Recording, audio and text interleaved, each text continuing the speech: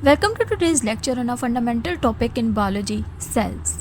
First of all, you have to understand this thing that life started with cell. Without cell, there is no life, and it is a main basic unit which is carrying out all the processes and functioning happening in the world. Now, question pop up: how? Why?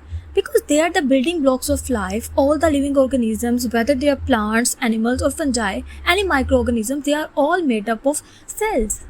Now we all know that living organisms are made up of cells, but these cells are assigned to do some tasks as well to help us grow and to perform the functions happening inside us, such as respiration, reproduction, and many other more processes. There are trillions of cells inside living organisms, but as you can see in the picture, they are very different in size, shape, and function, but depending on the living organism and the task they are assigned to do. But the question is why? Why do we study cells? Because they help us understand the genetics of living organisms, diseases happening inside them, and the growth of living organisms, and most importantly, the origin of life. Now let's go back to the time to see how cells were being discovered.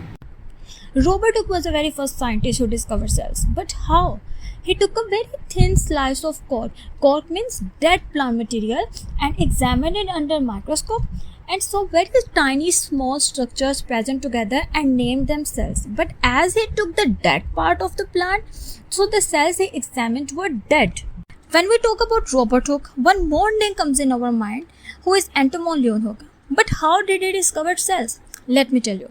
He took samples of water and examined them under microscope, his own microscope, to see living cells present and moving here and there. He thought of them like animals. So he named them animalcules, but actually they were living cells. So he was the first man who examined living cells. Now we are going to talk about cell theory. And there are three main principles of it. First, all living organisms are composed of one or more cells. Second, the cell is a basic structural and functional unit in living organisms. And third, all cells arises from pre-existing cells. As there are three principles of cell theory, so there are three scientists behind it.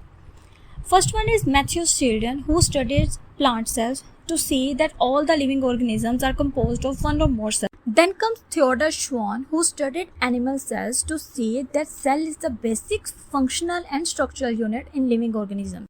And Rudolf Virchow, who stated that all the cells arise from pre-existing cells. But how? Obviously from cell division.